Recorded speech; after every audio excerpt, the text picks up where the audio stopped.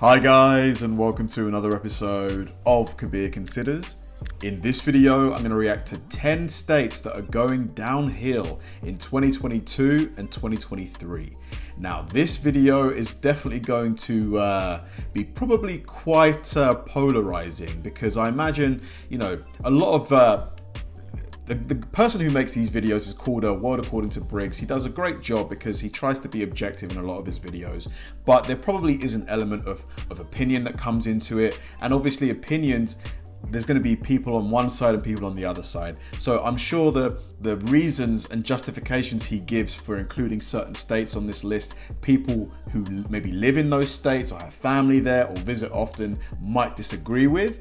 But it's still going to be quite interesting just to kind of create a discussion, just to build a discussion, to just see what people's opinions are and how people are thinking and their attitudes towards these states. So I think it's going to be quite an interesting one.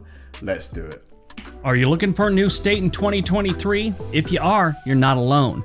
2023 is predicted to be one of the most active years for state-to-state relocation on record. Really? Today I'm going to tell you the ones that you should probably avoid. As we come out of the pandemic, a lot of states have started to turn things around. Every state took a hit over the last few years. Some, in my opinion, have set themselves up for success post-COVID. Others, not so much. Some states are dealing with old problems that have gotten worse since the pandemic while picking up some new ones. These are states that are going to get worse before they get better. This video is my opinion based on information that I've been taking in over the last year. Are all these states 100% horrible? No. Will they struggle in 2023 and beyond? I think so. If you think a state shouldn't be on this list, I would love to hear about it in the comment section below. These are same thing, guys. If you guys disagree or agree, let me know. I'd love to know why. Just my opinions and why I have those opinions. Yours are just as valid as mine, I'm sure. Got it? Get it? Good. Let's take a look.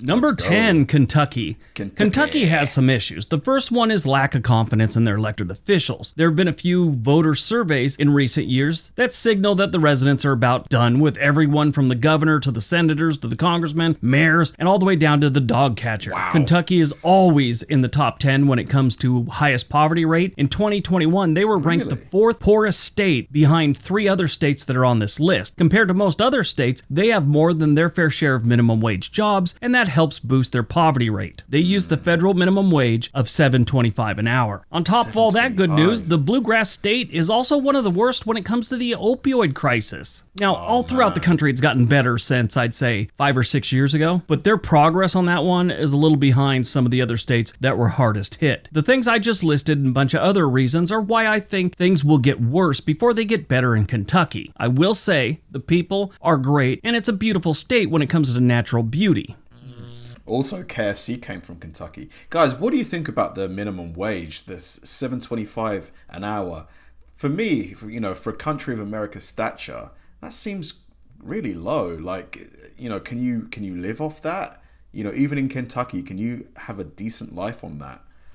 Number 9, Ohio. Ohio's another state where the residents are starting to say they're not digging what's going on with their politicians. I don't want this to get all political or anything like that, so I won't, point any fingers, but I did notice that on a lot of the surveys where they asked people to give their opinion, one politician in Ohio seems to be the most hated politician in the country. Congratulations, Ohio. Ohio's biggest problem is its cities. I mean, their rural areas aren't terrible, and they have some really nice small towns, but they have more than their fair share of rundown cities. Cleveland is not great. Toledo's a nightmare. Youngstown ain't great. Cincinnati's nothing to get excited about. Dayton, Ohio's kind of a nightmare. And even Springfield, Ohio has a crime rate that's 150% above the national average. Now, obviously, any state, you could say, well, their cities, their stats are bringing them down, and that's the problem. I mean, California has San Francisco, Los Angeles, Stockton, Fresno. But California is a huge state. You could fit almost 3 Ohio's in California. Community Solutions ran a survey on Ohio voters and asked them what's the biggest problems this state faces. Economics, addiction problems, and inflation. One of the best things going for Ohio is their real estate prices aren't as terrible as other states in the area. They're not rising as fast as other things. Now that's statewide. Some of the cities you could point out that the real estate prices are jumping pretty good. That's how it is in cities. Overall, the state is doing pretty good when it comes to real estate prices. Okay. Number 8. So if you wanted to find an affordable place where you can get a home, Ohio could be a decent shout. Oregon. Now, the Beaver State has got some problems. Actually, it's got one big problem, and it's called Portland, Oregon. I'm currently in the Portland metro area right now. I live in one of the suburbs. Oregon overall is a pretty good state, and I think if we could get rid of Portland, it would be considered one of the better states. Oh we have my amazing God. What's wrong with Portland? landscapes, a great beer scene, no sales tax. We just have Portland, Oregon, which is like one of the homeless capitals of the United States. Now, in recent months, it's been getting a little bit better and they're cleaning up the streets, but it's still a problem. They've just moved them to other areas. Now, Salem and Eugene aren't the greatest cities in the country either, but they're not nearly as bad as what's going on in Portland. At least Ohio and California have a bunch of cities bringing them down. We just got one, really. I reached out to the mayor's office a couple weeks ago asking if I could ask him just one single question for a video. I even told them the question. It was going to be fun. It wasn't a gotcha question or anything like that. I never got an email back, nothing. Now, do I think Oregon's going to get better next year? No, definitely not.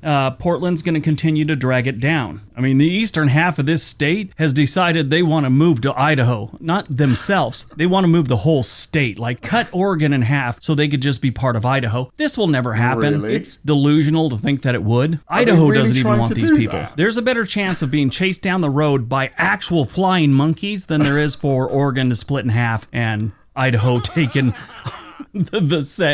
taking the eastern half of Oregon. That's pretty crazy. But yeah, in 2023, 2024, maybe even a couple years after that, Portland's going to continue to drag Oregon down.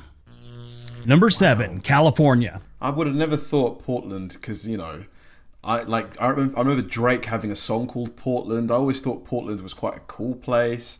Like, I didn't realize it had quite a lot of problems. Or do you think he's exaggerating the issues in Portland, guys? Now, most of you are probably wondering why California is not further down on the list. I mean, their cost of living is outrageous. Home prices are ridiculous. The homeless situation is completely out of control. Companies are leaving, and for the first time in like the state's history, recorded history, I should say, they're actually losing a little bit of population in the last 2 years. We just talked about this on another video. Now, the only reason they're not further down the line, they still have a great economy, incredible weather, beautiful state. U.S. News has them ranked 5th in the country for healthcare, and I will tell you, they do have some incredible hospitals. Not just one or two, I mean, throughout the state. And they're always in the top 10 when it comes to their economy. I just mentioned this to someone the other day on a comment that California's economy, if you take Texas out of the equation, it would take about 4 or 5 states combined to equal California's economy. Now, here's the thing. They're not going to get better anytime soon. 2023, 24, 25, and I think even further out, California is going to continue to travel down a road nobody wants to be on. Their population will dwindle, their drought will continue, and there might be another Kardashian spinoff, you know, basically 3 signs of the apocalypse. Yeah, I've heard a lot of people have left California for Texas in particular and Arizona. I don't know though. From a foreigner's point of view, California definitely still has an allure to it. You know, especially Los Angeles. It has this kind of thing where a lot of people want to visit it. People want to move to there, even if they've not visited before.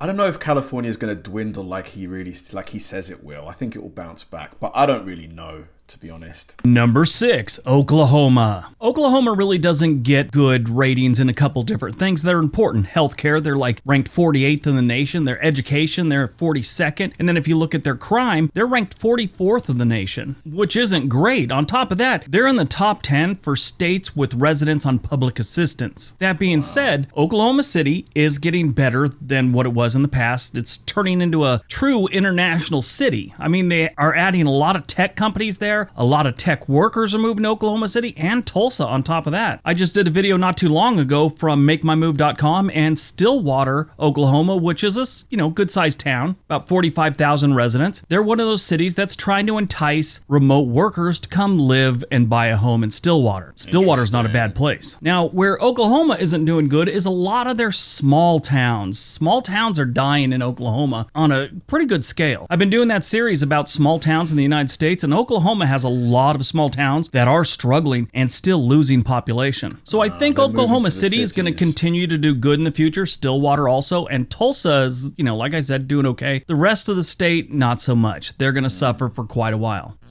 That's a Number shame. 5, Arkansas. If you watch this channel long enough, I've said over and over that the northwest corner of Arkansas is not like the rest of the Arkansas. state. They have good jobs, they don't have crazy bad crime, their education's okay. When they see a relative on Tinder, they swipe left. The rest of the state, not so much. They got crazy crime in places like Little Rock and Pine Bluff. Pine Bluff is one of the worst cities in the country. It has been for a few years. Now the question is, will Arkansas improve? They really haven't in the last 25 years, so I'm not sure why they'd start now. They always seem to be a few steps behind whatever progress other states are making. Number 4, Alaska. Alaska is known as the last frontier, and for many decades, people have been drawn to this state for its natural beauty, different type of lifestyle, open land. It always blows my mind that Alaska is literally right next to Russia. Like, it doesn't look that far. Like, what is this, is this even a kilometer in distance? Maybe one or so?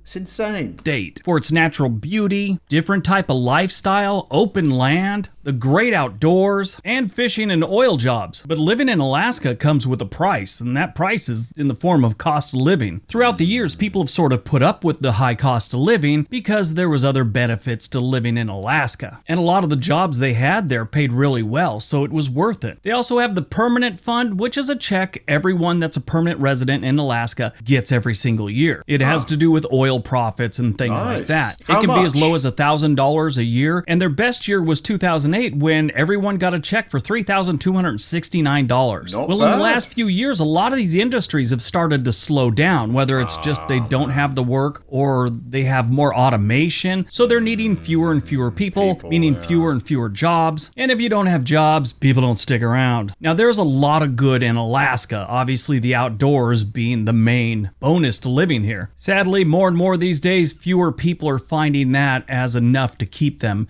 in the state of Alaska. Alaska has gained double digits in their population every single census since the 1930 census. In 2020, they only gained 3%, and it's estimated by the 2030 census, they will have lost up to 13% of their population.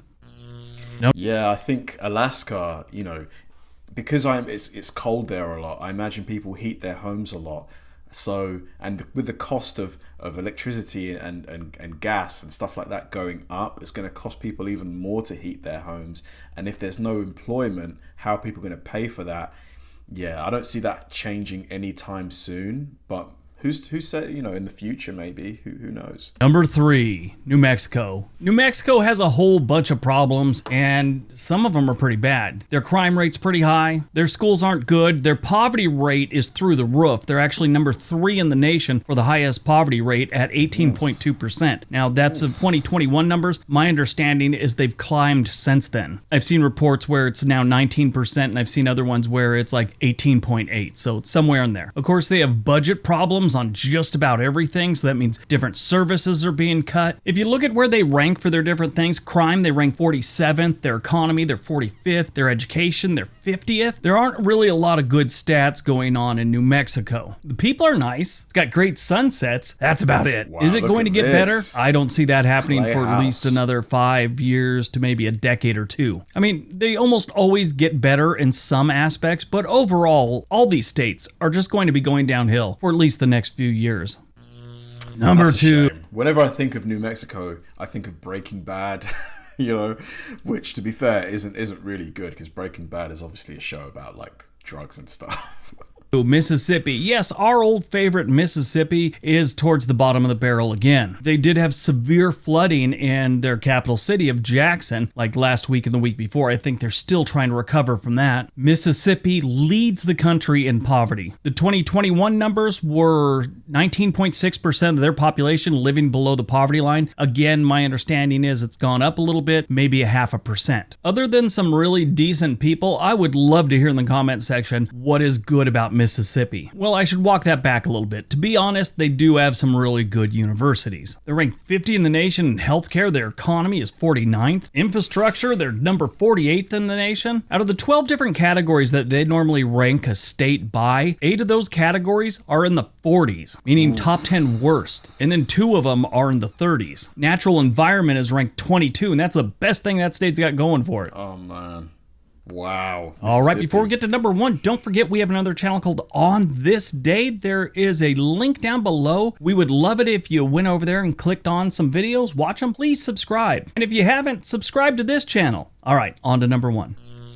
And number 1, Louisiana. Louisiana has been backwards in a lot of different ways for a lot of years. Most of their problems can be traced back to their politicians. Louisiana is often considered one of the most corrupt political states we have. And this goes back decades to, I'm talking, before Prohibition type stuff. It's always Louisiana and Illinois, which one had the most politicians go to jail. In the history of the United States, 12 governors have gone to jail. There's 2 states on that. But why is this allowed to keep happening? Why doesn't, anything ever change then? If it's been such a long running issue. List where it's happened more than once. That's Illinois with 3 and Louisiana with 2. If you look down at like the state senators and things like that and state representatives, Illinois and Louisiana show up quite often there too. So when you get bad politicians, they make bad decisions. They're not making decisions for the people. They're usually making decisions to line their own pockets. And this usually means a state gets kind of run down a little bit. When it's gone on for decades and decades, you end up with a very historic and beautiful state like Louisiana that kind of sucks. Will Louisiana pull out of this tailspin? No time soon. It'll continue to get bad. They have crime and poverty issues that will take a generation to fix. And if they keep having politicians that go to jail, it's gonna take longer than that. What a shame. Oh my God. All right, everyone. Truly fascinating. It's such a shame hearing about Louisiana and its, plight of corrupt politicians, because it's such a shame where, money is entrusted to people who are, democratically elected. And then those people, rather than put the money to good use, they just, through clever mechanisms, siphon it off to themselves, their friends, their co-conspirators. And the money doesn't trickle down to where it should really be, where it's actually needed. It's a shame, because, and what makes me even more confused is, why is this a long-running issue? Like, Briggs said that it's a problem that's plagued Louisiana for decades. Why is this allowed to just continue to happen? Can someone explain that to me? Why hasn't I struggle to why aren't they held accountable? Please explain that to me. Really fascinating list though. Really enjoyed it. Did you agree with the picks on this list? If you did, if you didn't, let me know. I'd really love to know. Thanks for watching, guys, and I'll see you in the next one.